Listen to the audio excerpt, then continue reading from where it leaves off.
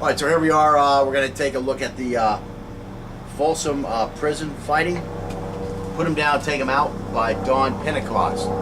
And one thing I want to say, if you've read this, hopefully if you're looking at this and following along with lessons, you've read this text. Hang on one second. The sheriff's helicopter is going.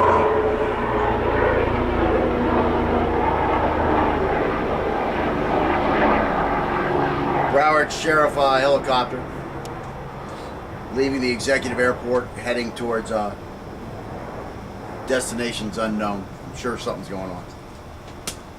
Hopefully, multiple shootings somewhere. Actually, hopefully not. Too many of these things going on. If you own a gun,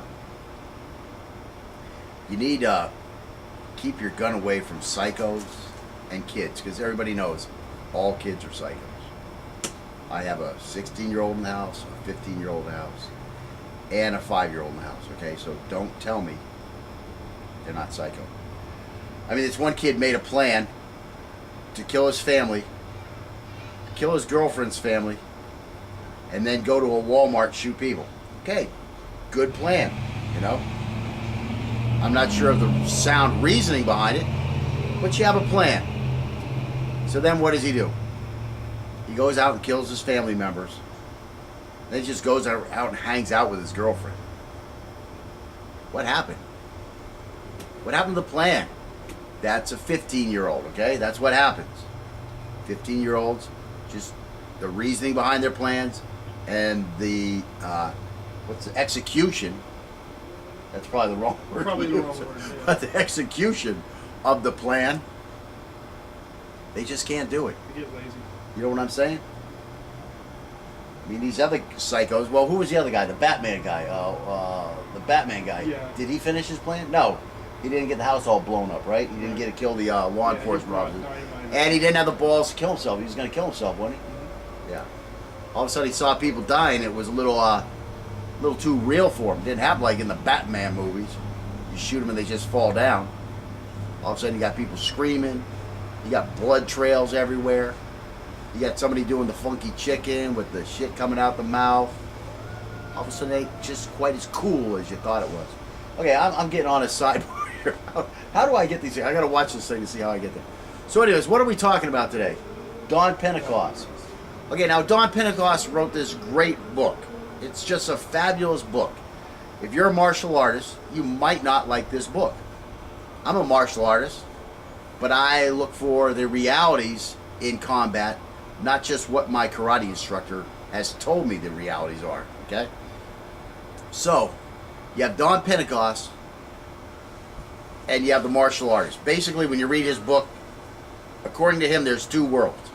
There is the thug world, and there is the martial art world. And so you have the martial artists who think, what was the word I used earlier? The martial artists think there is a golden road to combat nirvana. Then you have the thugs, like Dawn Pentecost, who think there is a golden road to combat nirvana, which can only be traveled by a thug going down the thug road. So Dawn Pentecost is very, very harsh and very critical on the martial artists, okay?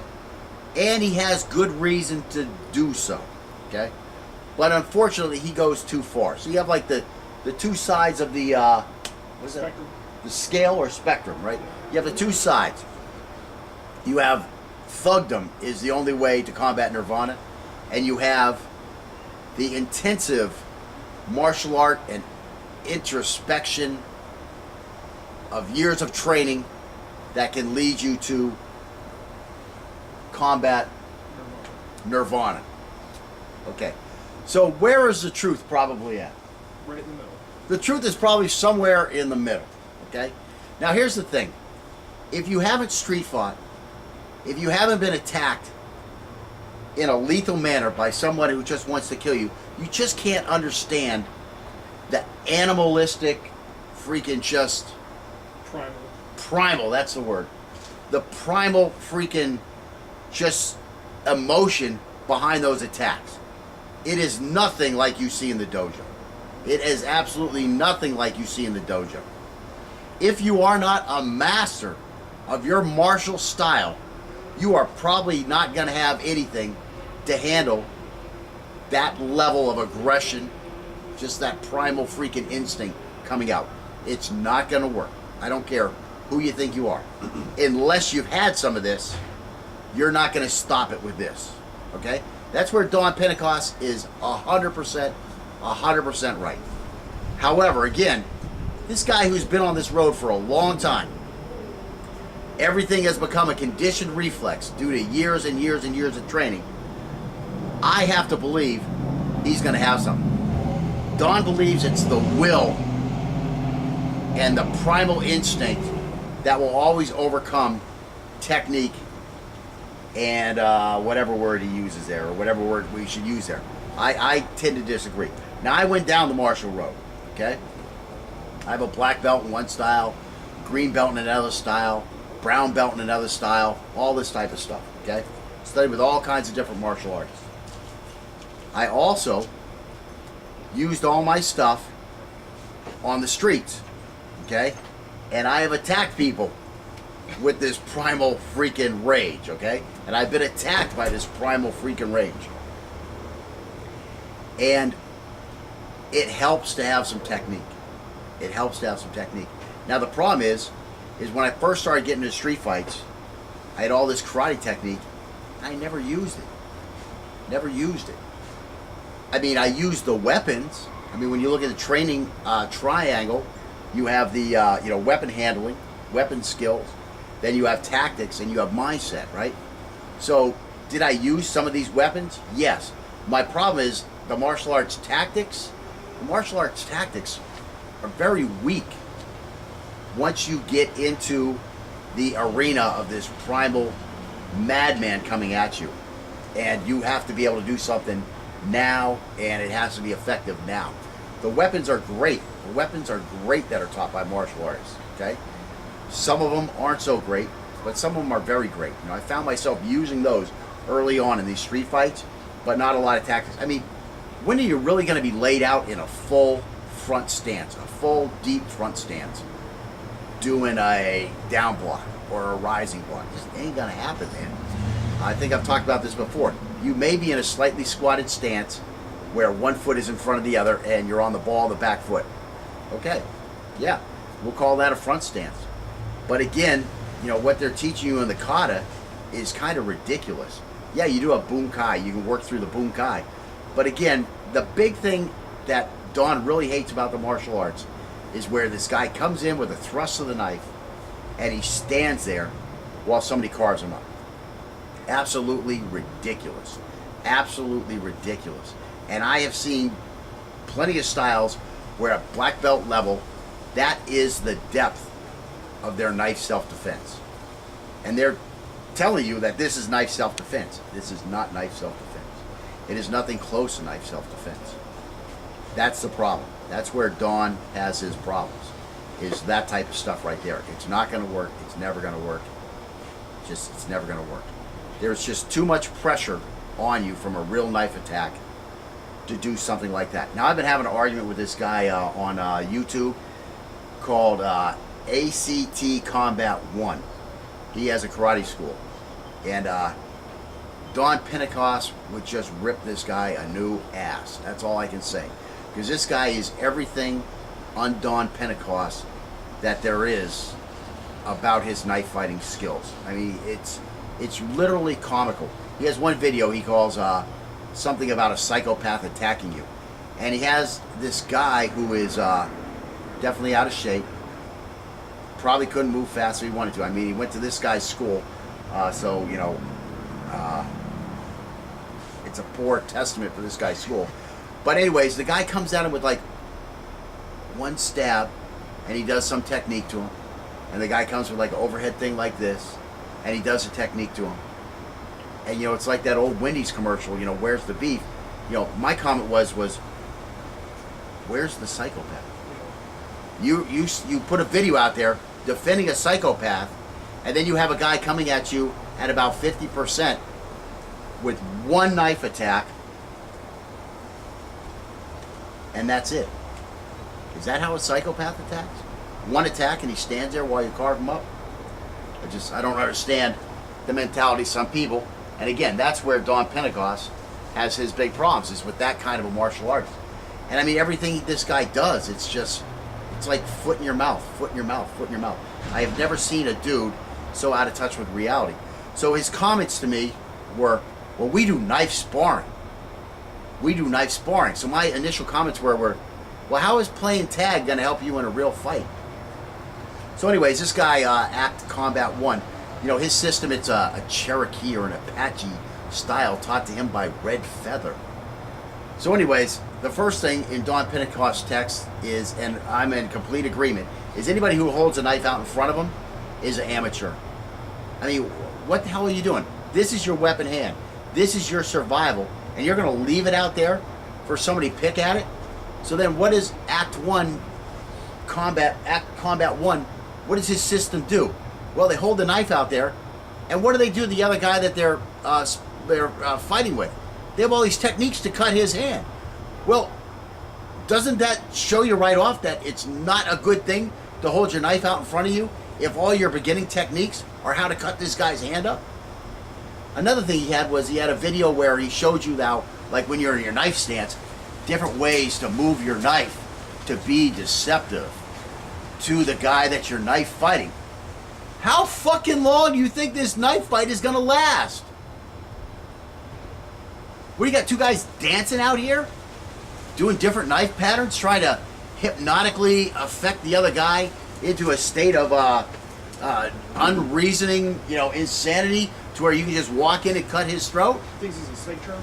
Yeah, he's a snake charmer or something, and they're both trying to defang the snake because they both have their snake out there. They're leading with the snake. I mean, it's absurd. It's absurd, and that's where Don Pentecost is going crazy. I mean, you know, that's absurd.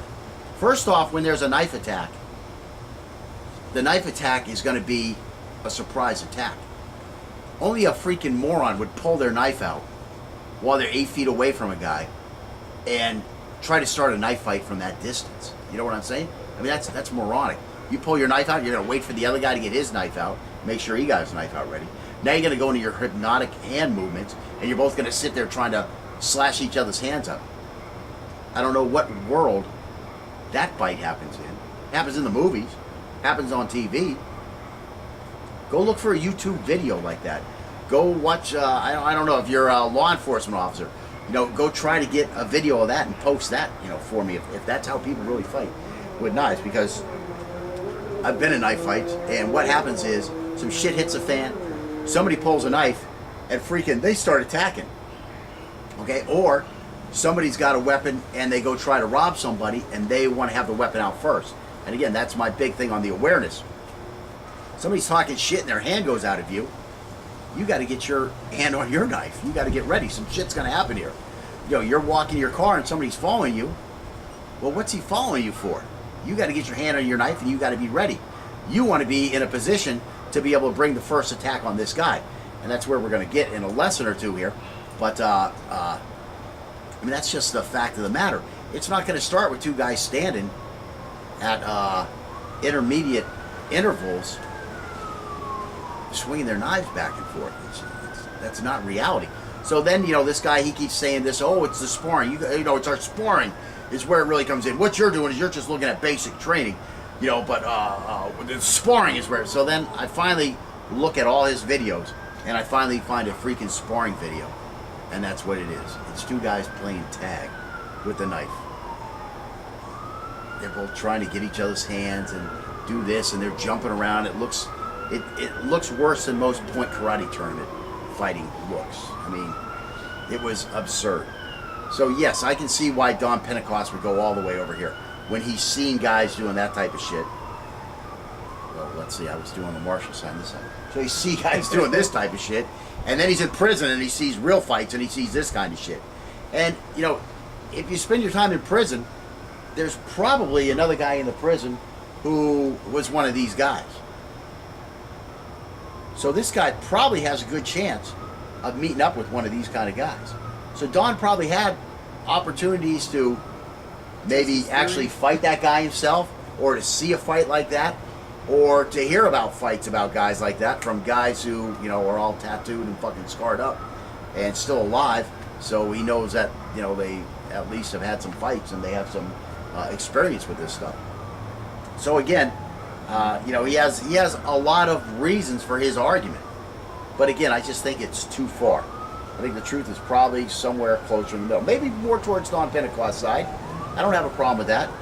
But it's somewhere in the middle. I mean, I have seen even masters in, you know, a style that I studied who were absolutely terrible.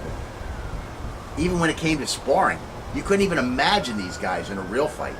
You know, these guys were trying to do kata like in sparring situations. And it was absurd. It really was absurd. I mean, this one guy, I remember I was sparring him. He was at least a 4th degree. He might have been a 5th or a 6th degree.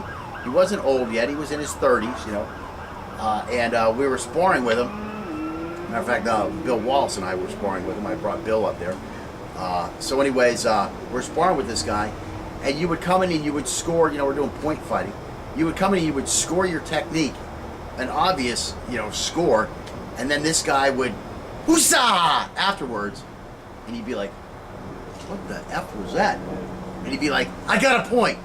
And it's like, okay, yeah, you got the point. And, you know, later on, we're driving home, me and my other buddy and Bill, and we're talking, what the hell was wrong with that guy, man? That guy was a freak, man. I mean, it was literally a laughing freaking stock. I mean, all of us were, you know, cognizant of the fact that, you know, the points he was scoring were, you know, it was done. And what we started doing after that was we wouldn't hit the guy, and everybody started doing it, you know, in the 3 of us. You know, you wouldn't hit the guy once, you'd hit the guy 4 times. And even after you hit him 4 times, he might hit you in between your first and your second or third, your third or fourth, or after the 4th, but he would always give a "Oosa!"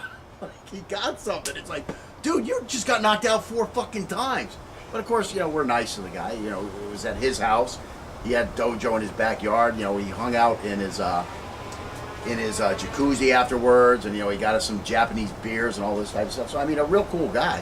You know, a definite martial artist, but no clue. You know, when it came to this side over here, I mean, just totally lost on this side, and thinking that, you know, he was hanging in there with Bill Superfoot Wallace. You know, I mean, just unbelievable. So anyways, that's what Don's talking about. And that's what we're going to look at today. We're going to look at this side. Just primal freaking attack, okay? And if you have a martial knife program, knife self-defense that you teach, okay? And you can't stop this attack with it, just erase that from your system and teach the other stuff, but leave this alone. Because you're going to get somebody killed, okay? You're a con man. What you're doing is you're building confidence in your students with a sham, okay? If you're teaching knife self-defense, you have to have, first you have to teach the dudes about awareness. Second, you have to teach the dudes how to get their weapon ready before this guy gets on top of them, if you're going to teach a knife defense course, okay? And then you have to have attacks on your students that are real, okay? You can't have these one-stab techniques and it's all over. This guy has to come in with at least a combination. I mean, you've been watching us through the course at this point, and you've been seeing how we went from the one stab to working our way up to combination attacks. And believe me, we have a hard time not jumping into a full sparring, you know, session when we do these things. I mean, we had a couple of them where we were going off, and believe me, people were getting the freaking shit cut out of each other. You know, and we'll get to that when we're ready. When I think we're ready for that, we'll do it. I mean, yeah, we play around and we do some here, but you get a lot of training trolling going on because one guy's doing the drill, one guy's sparring. But definitely, you know, at these points, there are outstanding points to start sparring, you know. But we're really not there yet. When we get there, you'll see all that. So anyways, I know this is kind of a long and wordy freaking thing going on here, but you know, it's time to look at Don Pentecost's techniques here and get some drills going, right? Yes. Have we talked enough? Yeah.